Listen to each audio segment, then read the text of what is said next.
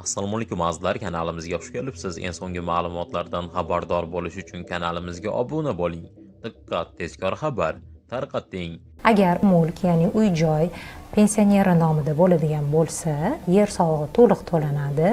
Mulk solig'ini 60 kvadrat metrgacha bo'lgandan soliq imtiyozini qo'llash mumkin. Agar u dom bo'lsa va umumiy maydon 60 kvadrat metrgacha yoki 45 gacha yoki shu 60 kvadrat doirasida bo'ladigan bo'lsa, demak to'liq ular soliqdan ozod bo'ladilar va to'lashmaydi. Sababi yer solig'i o'zi shundoq ham to'lanmaydi domda, mulk solig'i 60 kvadratgacha bo'lgani uchun va u aynan o'sha dom pensioneri nomida bo'lgani uchun demak soliqdan ozod bo'lgan bo'ladi. Agar dom kvadrati 68, 70 yoki 100 kvadrat bo'ladigan bo'lsa, demak 60 kvadratiga faqat imtiyozi qo'llaniladi. Qolgan qismiga esa soliqni to'lab qo'yish kerak bo'ladi. Agar sizga hisoblab berilgan o'sha soliqlar ichida sizga imtiyoz qo'llanilmagan bo'lsa, pensiya guvohnomasini soliq inspektoriga ko'rsatish kerak bo'ladi va u soliq bazasiga kiritib qo'yilgandan keyin imtiyoz o'z-o'zidan shakllanadi. Agar to'lab qo'ygan bo'lsa, qayta hisob-kitob qilib beriladi.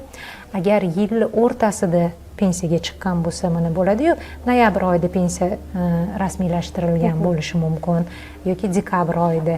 Shunda ham shu noyabr oyidan 2 oyga, ya'ni noyabr va dekabr oyiga imtiyozni qo'llash imkoniyatlari ham bor. Bunda ham o'sha hisob-kitob qilinadi. Faqat pensiya guvohnomasi soliq organiga taqdim etilishi kerak imtiyozni qo'llash uchun. Bu ma'lumotni barchaga ulashib ogohlantirib qo'ying. Eng so'nggi xabarlarimizning kanalimizga obuna bo'ling.